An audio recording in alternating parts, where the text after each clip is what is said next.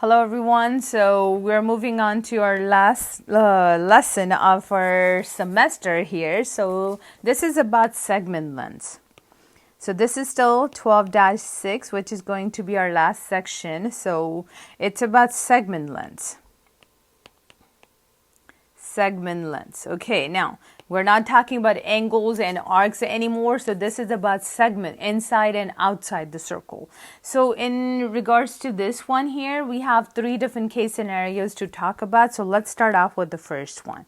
So first case scenario is, okay, if you have a circle and you have 2 chords both intersecting inside the circle.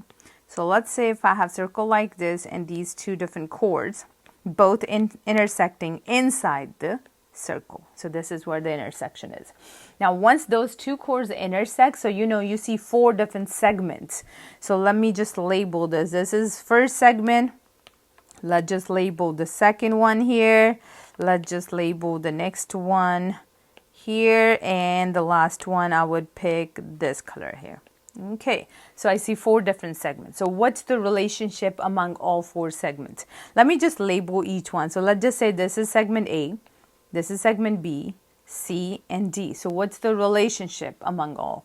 So it's A times B is equal to C times D. So basically you just have to take one chord, so basically multiply both segments and set it equal to product of other 2 segments. Let me show you an example.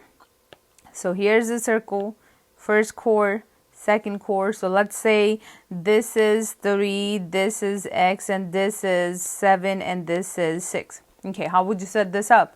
So I would do 3x times it by 6 times 7.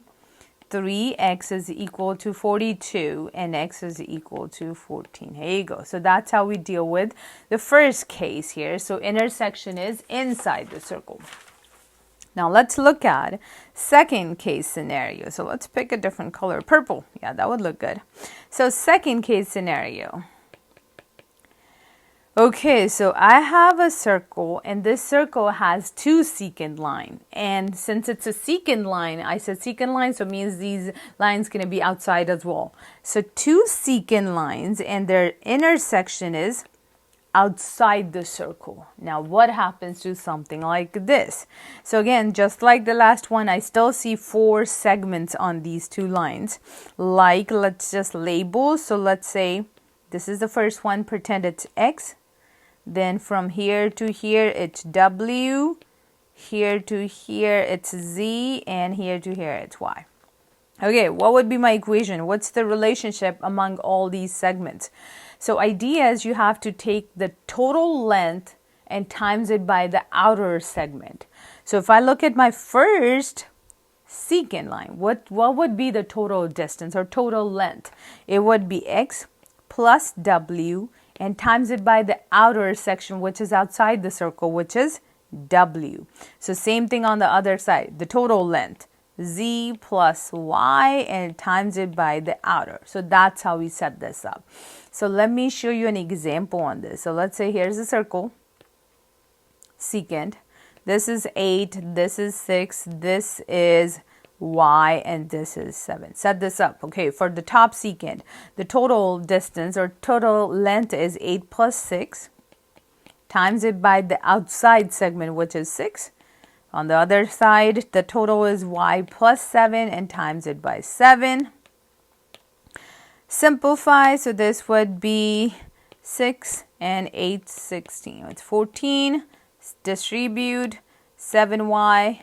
49, simplify, 84, 7y plus 49, subtract 49 both sides, it's 35, 7y, and y is equal to 5 at the end. Here you go.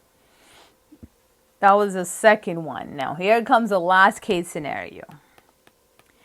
Pretty simple. Again, as long as if you understand the last idea is the same thing. Now, the difference is instead of having 2 secant lines, we have 1 tangent, 1 secant. So how would that look like? This is a tangent and it's a secant. So secant, that goes inside and outside both. Tangent is it just goes outside and touches the circle. Okay, so pretend this is x, the whole distance or the tangent. For the other secant, you have two segments. For the tangent, you just have one segment. For the secant line, you have two. So I have z and y.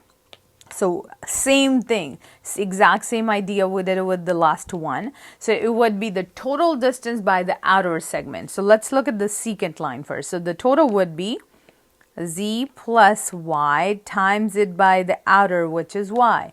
On the other side, what's the total distance? It's x. What's the outer distance? It's also x. So it means it's basically going to be x squared times it by, it's equal to z plus y.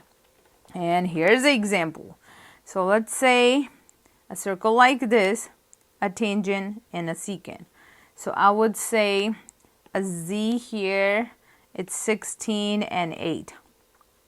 Okay, so let's use the equation up there. So we have z squared because this tangent is just z. We don't know that segment there. So this would be z squared. On the other side, what's the total distance?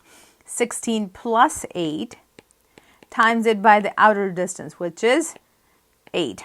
So what is that? It's 16 plus 8 is 24 times it by 8. It's equal to z to the second. So 24 times 8 is 192. Z squared is equal to that. And finally, take square root. And z would be 13.9, or you can round it off to 14. So that would be your final answer. So basically, idea is if you have this intersection outside, you just have to take the total distance times it by the outer length, and that's how we solve for that. But if it's intersection which is inside, then just take those two segments, product, set it equal to other two segments. So yeah, this is pretty much all. Thank you for watching. Bye-bye.